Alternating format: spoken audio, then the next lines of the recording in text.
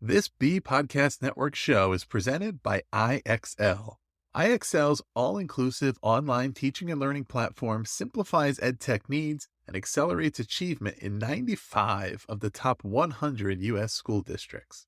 IXL delivers personalized learning across a comprehensive pre-K-12 curriculum, including math, language arts, science, and social studies, and it helps you assess student performance through actionable real-time insights at every level of your school or district. This one solution performs work that typically requires dozens of different tools. Want to find out why so many leading districts trust IXL? Visit ixl.com/BE. That's ixl.com/BE.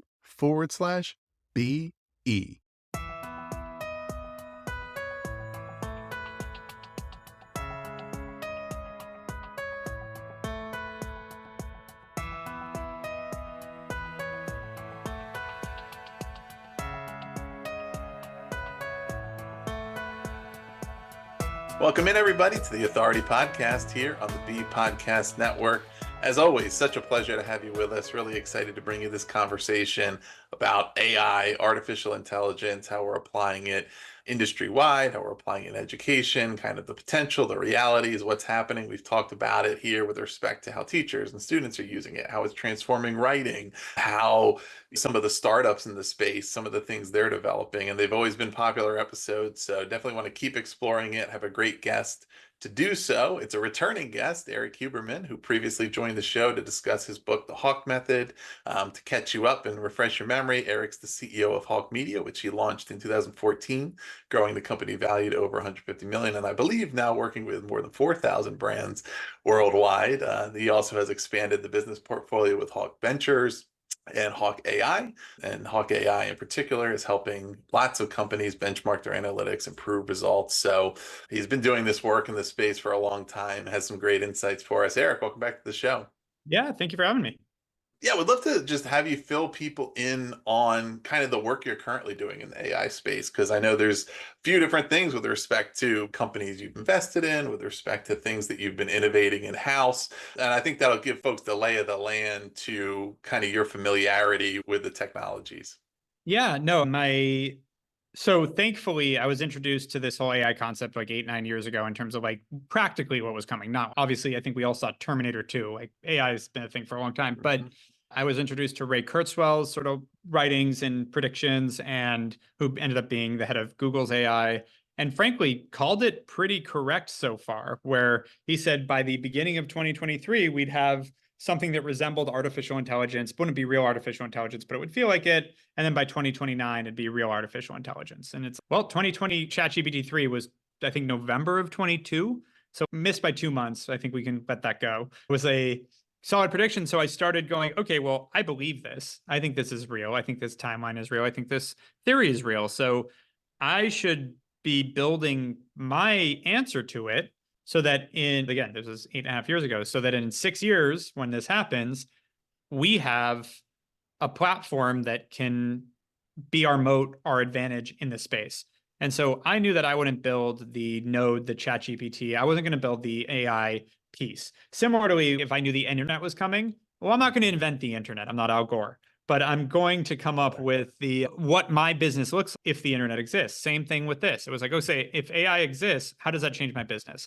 And what I realized was the huge advantage to be had wasn't on generative AI. And I still believe that. I think that'll come, and it's just going to take a lot longer. I don't think that automatic creative or blog posts are compelling enough. I think it's the people that love that are people that make shit content, and now they can make tons of shit content.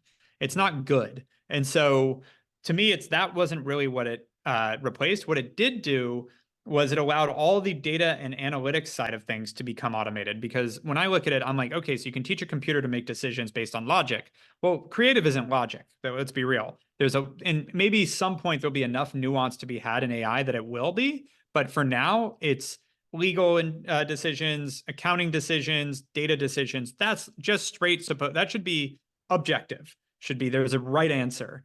And so with that, I went, okay, so now what I want to do is we're going to digest as much marketing data as possible and plug in insights to educate AI on this is what good marketing looks like, so that then it can look at an individual company and go, oh, this is what's wrong. This is what you're supposed to Right. look like. This is what you look like. These are the things that are broken. Focus on these things. And eventually it can make those fixes. That's what I predicted would happen. And thankfully it was kind of pushed to be like, we'll go build it. And we tried to build it 3 different times, failed, had bad tech teams, all sorts of stuff. And so it didn't go anywhere. And then finally, we ended up meeting a team that had built a really great visualization and dashboard platform called Morpheo. This is early 22, or actually that was late 21. I was really motivated. I was like, it kind of fire got lit under my ass again. And I was like, no, this is going to happen soon and it's going to disrupt everything. We got to get in it. And so went to hire a few developers, but then met these guys literally 2 days later. And because I was at this UT Austin program called Birthing a Giants that was basically a week of just focusing on how can we hockey stick our company. And it just kept coming back to that. I was like, this is going to be the thing. This is going to be the thing. I got to do it. So I sent a note to my COO and president, and I was like, we're hiring a senior developer and a junior developer, and we're just going to spend money on 2 people in-house to build this. That was Friday. The following Tuesday, this Morpheo company hits me up. I get on the phone with the founder. I was like, wait a second. Could we plug in all this data that we have? And by the way, I started collecting the data and education piece the 8.5 years or 6.5 years Right. before that, 8.5 years before now. I was like, we started building this. So we had that piece. Like, can I combine this with what you do and basically now create this visualization of this is what an individual company is doing and this is how it compares to the market and start there? He's yeah. And the CTO said I could do that in a couple months. I'm like, oh. So then I'm like, you guys want to sell the company? And that's how we acquired Morpheo and brought over the team. And that was 2 years and change. We then launched HawkeAI. He was right. Took him 2 months. Was shocked. That's a whole different story, but incredible tech leader. And we launched HawkeAI in August of 20. ChatGPT came out a few months later. We integrated it and we're off to the races. And so now the full picture is we're digesting 8,000 companies, marketing, media, and revenue data in real time, and then plugging it into an individual company so that we can train AI against what that company is doing right and wrong, make recommendations on where all their opportunities are in real time. So we've now seen massive upside for the companies that we're using it with because we literally can go, oh, if you spend 10 grand more a month on Google right now, you will make this much more money. We know how that scales. We see the global numbers. You can do that. And now what we're having is case studies of they listened to us and here's what happened. It came true. So it's becoming really, really exciting really fast. In my work, I've collaborated directly with hundreds of educators to support their success. Do you know which of their edtech frustrations comes up time and again? The sheer number of tools out there and the difficulty of knowing which ones schools like theirs are using to get results. iExcel is different. Not only does it perform the functions of dozens of tools, it's currently delivering results for 1 in 4 U.S. students, including those in 95 of the top 100 districts. Another major pain point that comes up when a school is excited to implement a new tool only to find out the teachers hate it. Yikes. It helps to know that iExcel is loved and trusted by more than 1 million teachers, saving them time on prep work while enabling them to better support student learning. iExcel is research proven to accelerate achievement.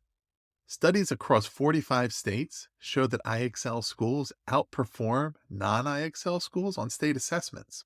And independent research from Johns Hopkins University verifies that iExcel meets ESSA Tier 1 standards.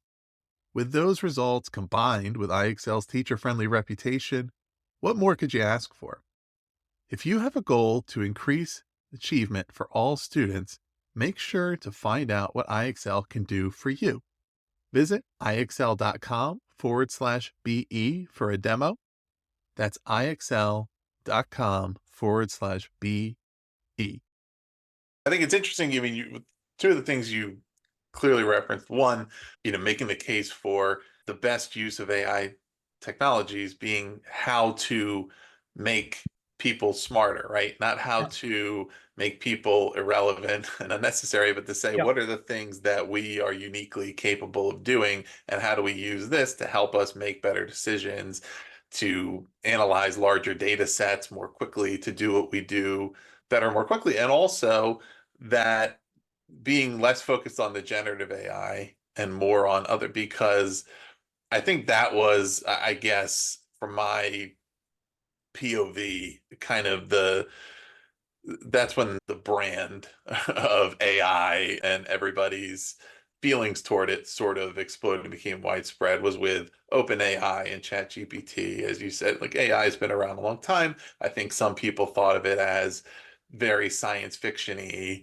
Are robots going to have the intelligence of humans someday? Other people were using AI tools in a variety of ways without even really thinking about it being AI because it didn't have all of that baggage associated with it. And then once people were grappling with Midjourney and ChatGPT and all of those kind of things, they started to have a lot of feelings toward it. And I think a lot of people, T2, right? That's what they're thinking of, is the Terminators coming to get us, especially those who aren't involved in the day-to-day conversations. And I think seeing all the different aspects of what AI really means, what it already has meant to them, probably what is being developed. Are there like hurdles to bettering, I think, create that brand piece, right, of AI as what it is, of sort of refining that, having more clarity around just the workforce at large, right? To getting toward, number one, like better embrace of the technologies. But I also Yep. think like everything, I'm looking at it from the supply and demand side. Okay, we want people to understand how them developing their skills with these tools can help them individually, help their companies, but also to exert influence on developers to create tools that are actually serving real needs, right? Yeah. And I think it's funny. It's like anything else. People live in the hyperbole where it's like, oh, AI is going to replace all our jobs, or oh, AI is going to do nothing. Or AI should be used to augment jobs, or AI should be used to replace them, or whatever it is. It's at the end of the day, I think there's also headlines that when Adobe Photoshop came out, that no creative director was going to be needed anymore. Well, that's not what happened at all. There's the headlines that I've seen for 10 years about automated cars replacing all truck drivers, and there'd be no truck drivers by 2025. Well, it's mid 2024. Do we believe that? Because what I read last month was we're in a truck driver shortage. So the way these things work and the way they're adopted don't end up happening like we predict. Human adoption is really slow. So what was I just talking to someone? Oh, cloud computing. So here's a great example. Cloud computing has been around prominently since 2010. It really started to proliferate and feel disruptive in 2012, 2013 versus on-premise hosting and networking. And there was this prediction that, oh, that's it, the on-premise and hosting. Who the hell would do that? And today, what percentage of computing in the US do you think is done through the cloud versus on-premise? No, what would you think? Do I think is done in the cloud? Yeah. So you think there's still 80% of companies are running all their stuff in person in internal infrastructure? It wouldn't be my direct experience, but I just have a feeling, right? Yeah, Because so there's so fair. many And you're companies not far out off. there The that answer, yeah. You understood where I was going with it, which, yeah, it's 30% is the answer. But this hugely disruptive thing from over to a decade ago that was going to change everything, a decade later has 30% market penetration. I think it's the same thing with AI. It's not going to be that 5 years from now, the entire world's different. It's going to be 10 years from now, 30% of the world has probably incorporated AI in some way. Yeah, and we're certainly going to get into the education piece of that, because that's looking to the future, right? And looking to, okay, the jobs of today, the jobs of 5 years from now, 10 years, et cetera, needs to be happening immediately, like within the next year, in schools and in just kind of getting familiarized with tools, the capabilities, working through some of the risk reward calculations, right? The realistic measuring of, okay, there's data privacy, there's information literacy concerns, right? There's a lot of things that are rightful reasons to be cautious.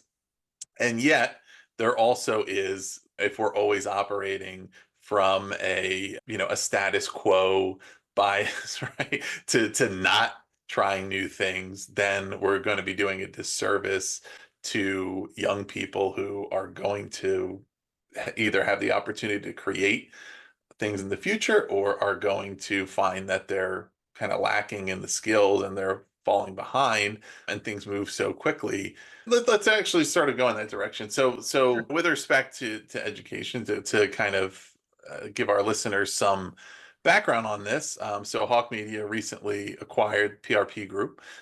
So our now mutual friend Jacob Hansen company, and then they're in the PR and communications and market intelligence space and education.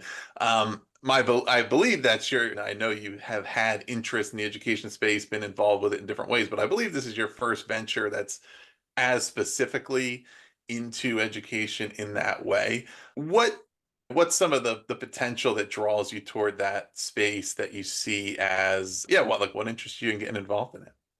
Yeah, I mean, education has always been my nonprofit focus. The simplest way to put it is teach a man to fish. Mhm. That whole saying. If I can help make education better in the world, I believe that our other problems become a lot easier because I'm not going to solve all the world's problems, but if I can enable the world to solve the world's problems, that seems more accomplishable.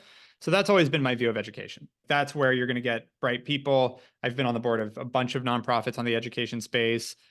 We donate to a lot of them. We've always been involved. I'm on the marketing board I'm on the board of my marketing school, University of Arizona. I'm just always been involved in that side. And so the opportunity to help that industry transform, grow, encourage people. There's so much noise about not needing education now. And do I think that the higher education model is completely fucking broken? Yes. Do I think that there's an opportunity to pivot and change and develop something better? Absolutely. But do I think that it's completely worthless? No, I don't think we should throw the baby out with the bathwater. And I think the most transformative people in our society generally have some form of higher education. And so that's not everybody. And there are definitely exceptions and there are definitely dropouts. But like, a good example is like calling Mark Zuckerberg uneducated in that sense. He got into Harvard and went for a year Right. and built his business off of Harvard's back in the beginning, to be clear. And so you can't completely discredit that there was both the aspiration and the academics and everything that took him to the point of getting into Harvard, which, by the way, I didn't go to Ivy League. I'm at University of Arizona. I'm not someone that's touting this Ivy League education as the end all be all, but I do think that there's a giant portion of our society that at 18 is not ready to hit the real world and could use that extra step in education to go explore things, to go try things, to go learn and learn how to learn in a way that's compelling. And so seeing the headwinds of that, I think bringing our marketing chops to the companies that are doing a good job in education is a big piece. Yeah, there's tremendous, I mean, need and opportunity to really modernize and rethink the delivery models. And it's spot on to say that it's not the same thing to say that somebody who dropped out of an Ivy League school or Stanford or whatever because they already started a business that was successful is not the same thing as saying that, the higher education is unnecessary in general. But as far as slowness still to embrace remote opportunities and technology in that way, as far as the costs of it and it being prohibitive, even if there may be a long-term ROI on it, that you still need to get there in the first place. And that could rule out a lot of highly capable people. And also, as far as what are the skills, one of the things that's happening so fast now, of course, is that the workforce, the economy, the jobs that are out there are changing really rapidly. So it just extends, if our goal in K to 12, not that we're always good at it, but if we describe it as teaching students how to learn, right, more than Yeah. just what content knowledge, and that extends into the higher ed space. Another piece of it that's interesting, I think you called it out in that the press release about that acquisition as being the first really foray into PR space for Hawke Media. And that's always been interesting to me because I've noticed certainly over the past decade how those divisions have really they don't really exist as much anymore, right? I mean, there still is on one end, yes, there is PR and there's marketing, but they're also blended now with the contraction in the media, with the ability to generate good in-house content, between content marketing, paid versus earned, versus the things you're pushing out, via digital campaigns. It's all integrated, right? Yeah. And that's such an opportunity in that education space because so many of the companies they're not operating with the type of capital that consumer companies are. That's also something to get into as far as the incentives for innovation. But they can be really good at storytelling. They can be really good at Yep. creating compelling content and then getting it out there to people where, okay, we can't necessarily compete just by throwing dollars at things. And we can't always, but we know that we're doing important work here. And so by blending that skill set of the storytelling, the editorial focus, the PR and media relations know-how, and the ability to manage effective digital campaigns, right? It's that end-to-end piece of not assuming that any one of those things is going to do the whole job for you, which that, I've noticed a lot of companies, especially startups, get stuck there because, okay, we only have enough money to invest in this or that, and then we have to put too much emphasis on that thing and it can't do everything we want. So I love the potential of integrating in all those things and seeing it as this is what modern Marcom is, right? It's Yeah. across the board, all of those things. And that's, yeah, it really is integrating everything. And I think that's where people are having the biggest struggle right now, is that it's such a wide landscape. There's so many moving parts and it's moving quicker than people feel like they can keep up. And so there's anxiety associated with it, where people then by default generally go fall into their own ways, which then you fall even further behind. Thankfully, I don't know what it is about me, but I love change and I love friction and I love that challenge of keeping up. And so we started investing in all this MarTech, as you mentioned earlier, and we've invested in over 100 pieces of technology at this point on top of HawkeAI, but we're investors in. And we've got our venture fund. Our second fund's 20 million bucks. It's been a good ride there. But what that's forced is when we invest, we generally integrate it into Hawke Media. That's what we're doing. We're investing in tools that we use. And so all of a sudden I look up and we've been doing this for 9 years of investing. And I'm like, oh, wow, we're way more tech integrated than any other agency out there, because these guys, like, yeah, they'll use tools here and there and try to find, but we are proactive on the tool usage, not reactive. And so we're Right. once you and this is cool about any entrepreneurship, any business building, any growth. When you incrementally spend more time on something, or you push just a little harder, it's not linear, it's compounding. So if I spend 20% more time on building my business, as an example, I found this early on. If I worked 80 hours a week instead of 60, like my nearest competitor or whatever, that extra 20 hours wasn't 33% more production, because after 6 months, it was double. And then after a year, it was 4x. And there's something about the effort and attention that the gap doesn't go linearly where you're just like 33% ahead of them. It's exponential. And it's the same thing with technology. By integrating a piece of tech every month or two, which is what we're doing, and versus our competitors are doing it like once a year, we're not just like 4x ahead of them. We're like 20x ahead, because the compounding effect of what that unlocks and the efficiencies that it creates and how much further that pushes you, it's really been, and it wasn't by intent. It wasn't because I thought if we do this, we'll be so far ahead of everyone. I did it because I thought it was the right thing to do. And then you look back and you're like, wow, now we were right. Technology is really where we're winning, and no one else has kept up with that, which is fun.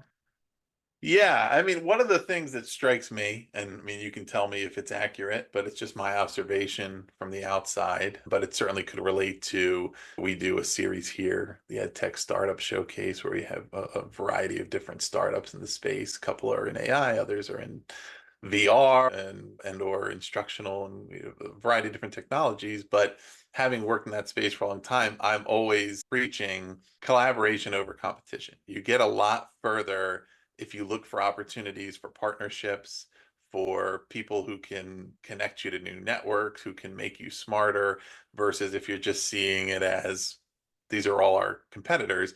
And my observation is that you've taken a very partnership oriented approach. Of course, there's been a number of acquisitions that have, I'm sure, been opportunities to say, look, these people know what they're doing. Like, we could try to do the same thing as them, and eventually maybe we could, or we could work with the people who already know it. But even beyond that, right, looking at different partners who just augment the work you do, and not viewing it as, if we want to be the best, we have to just compete with all these people, right? If we already know people who are really good, why don't we see how we could work together? But that's a real good lesson for companies of all types, but especially those who are, again, like, making it work with limited resources, maybe a little bit of investment capital, maybe bootstrapped, to say you actually can make it pretty far, but you need to look around you and say, who can we work with? And you nailed it with the partnership statement. It's like people can treat the world as competitive. Everyone's trying to come for their lunch. Or you can look at, I had this conversation this morning with a really solid company. They're frankly a lot bigger than us. And they do some of what we do, but there's like overlap. There's completely, if you looked at the two businesses, you wouldn't think we were competitors, but it turns out we are competing on some things. And the conversation, because they're similar, was not, oh, well, we do these two things the same. Screw you. You're fighting with me. There's not enough Right. business to go around. It's a zero-sum game. That's how some people think. It doesn't work that way. It was like, oh, but you don't do this and we don't do that. How do we drive that to each other? How do we make each other money?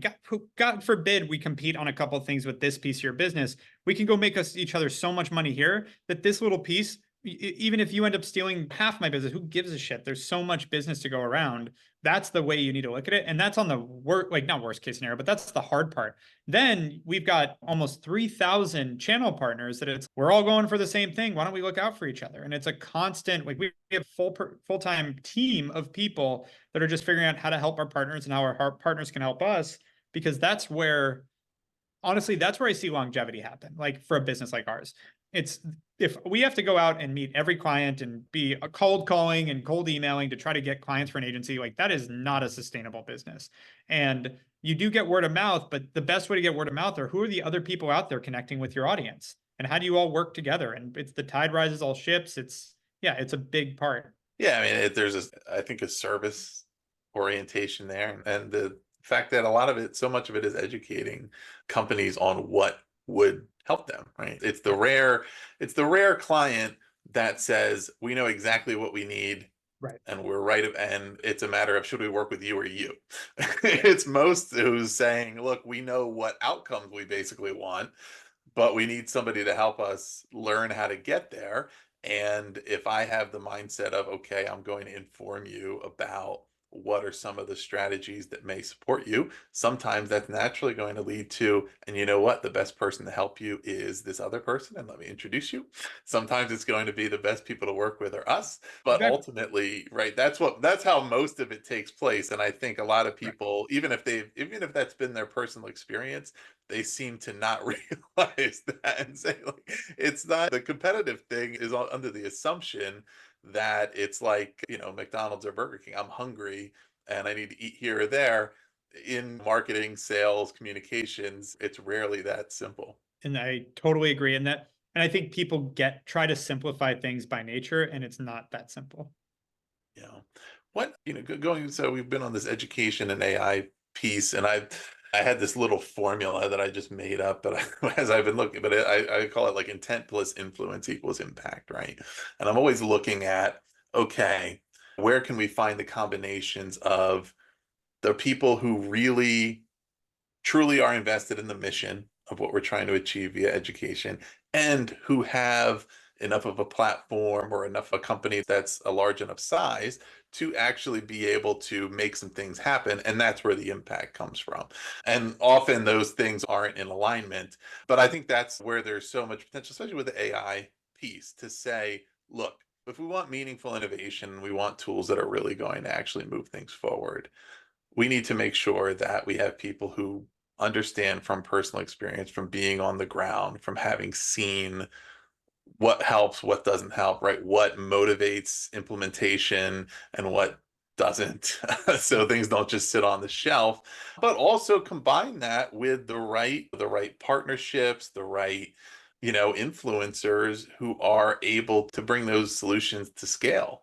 And what potential do you see in that way, especially like, all the different companies that you're in correspondence with right now, having even more insight into what's happening in education? That's one of the things where I'm seeing, look, that this is kind of what likely needs to happen, because there's definitely an inclination toward that authenticity, and especially in the school space, like we want to kind of work with people who we really know what we're doing. But so many of them, like, what they need to actually make those, we know it's working, but how do we get it from 5 to I think that's 500? actually one of the greatest fallacies in our industry, is to work with the basic track. I guess there's a problem and it happens in education, is when you end up working with a vertical focused partner agency that only knows your industry, unless there are really big success stories to point to currently that they are doing, that it's, wow, look at how much that's innovating and doing differently. You're making a mistake. Just because they've done it for years is not why you want to work with it. You want to work with someone that knows what's happening now, and it has to be relevant now, and has an idea of what success looks like. And it's really rare that you find an agency that focuses just on one industry that can do that well. The reason is they have their playbook. They run their playbook. Their playbook doesn't change.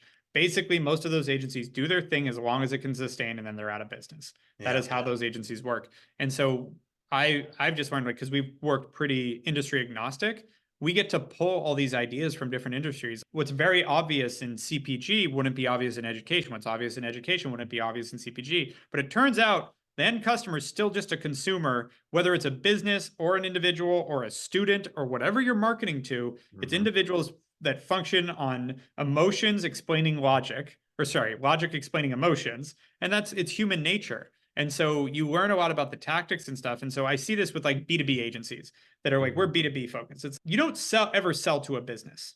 There's no business that buys anything. Businesses don't buy things. People do.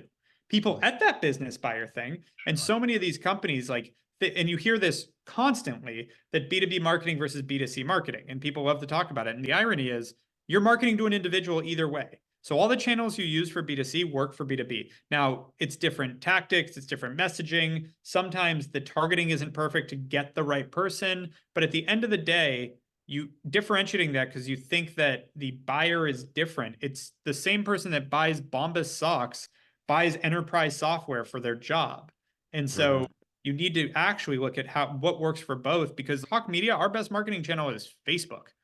Like, for a business owners hiring a marketing agency, Yeah. you realize, like, it's still the people, and reaching the people in the context they want to be reached is a huge part of this. And so again, going back to these agencies that are like tried and true, but are they successful?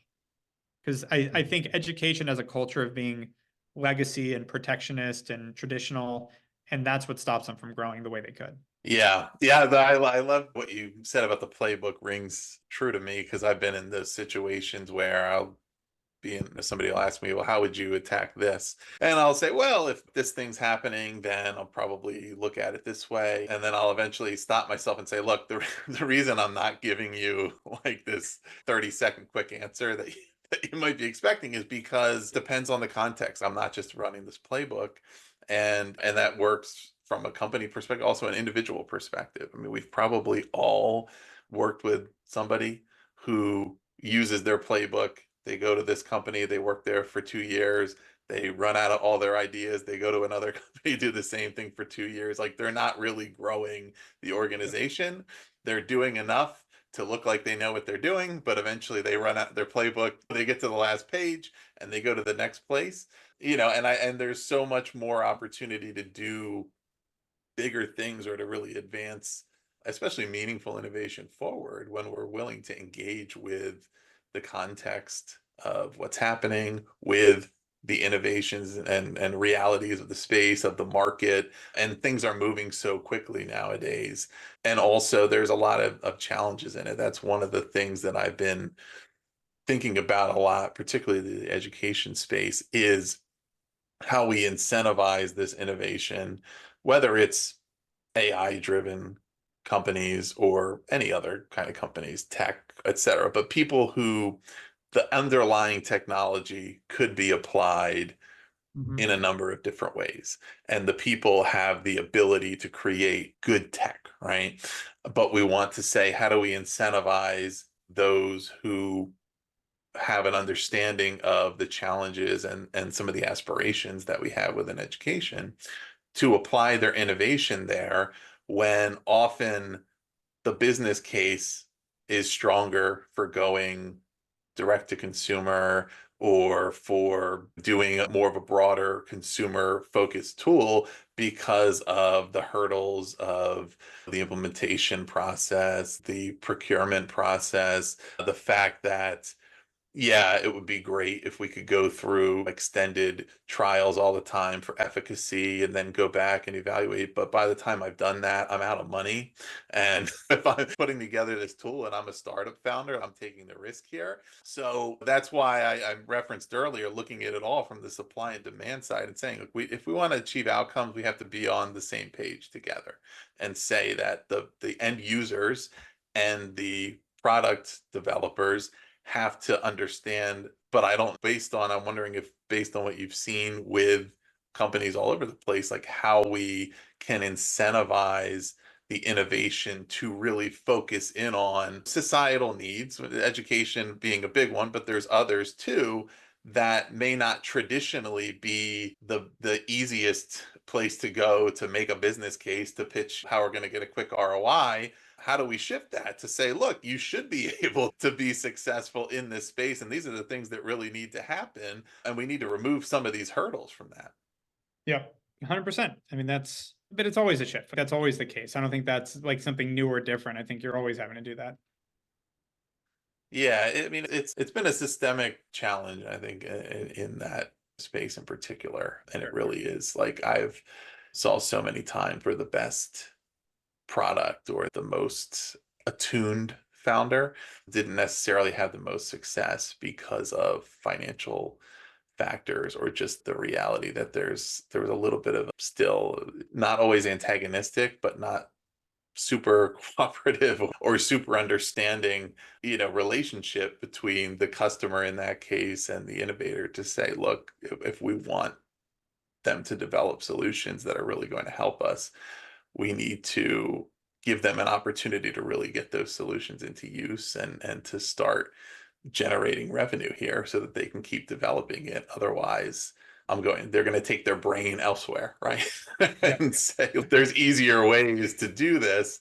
And I've seen that sometimes too, the B2B versus B2C. Well, we were working in this space and we decided to pivot over here because we just couldn't get customers, and not because the product wasn't good, but Yep. because there just wasn't that level of cooperation that, and then I'm the end user and I'm saying, well, somebody please develop something that's going to help me with this. But then I'm not offering my support to the people who are trying to do that.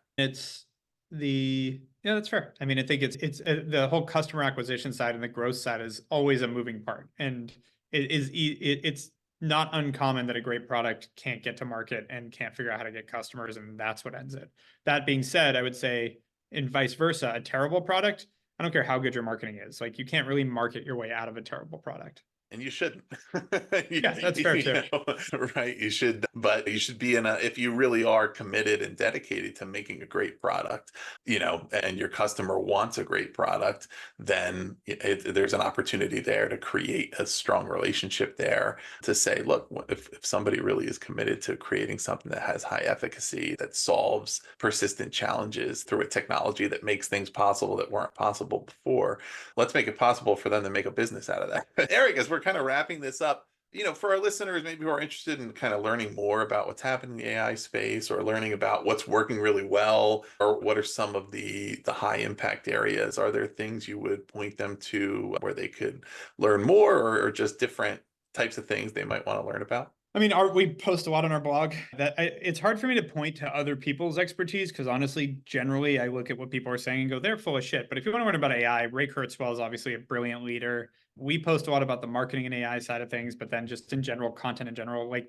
I wrote an article for Rolling Stone about it last week.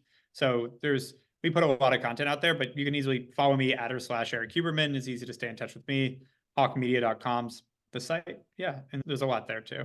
Excellent. Listeners, yeah, check all of that out. We'll put the links in the show notes below so that you can check out those posts. You can go on LinkedIn, on Twitter, and follow these accounts, and you can kind of just stay up to date on a lot of what's happening and see the good, see the bad, see the questions, right? I've had interviews with founders in the AI space who are noticing some of the challenges that moving things forward and some of the areas for improvement.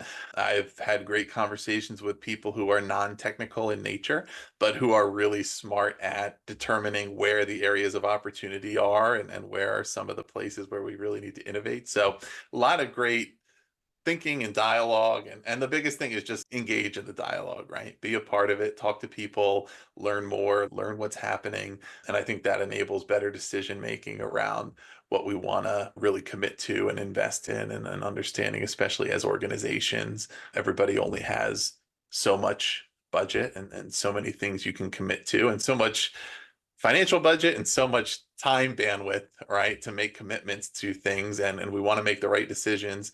And the best way to do that is to be engaged. So yeah, definitely do that, everybody. Please do subscribe to The Authority for more author interviews and just a variety of great interviews with people who have who know what they're talking about, as we say, or visit bpodcast.network to learn about all of our 40 plus shows. Erik, thanks so much for being here. Yeah, thank you for having me. This episode was edited by Gage Sanderson. Do you want to simplify your school's technology, save teachers time, and improve students' performance on state assessments? You can do it all, but don't waste another minute. Head straight to ixl.com/BE to learn how IXL's research-proven teaching and learning platform can help you achieve all of these goals. That's ixl.com/BE.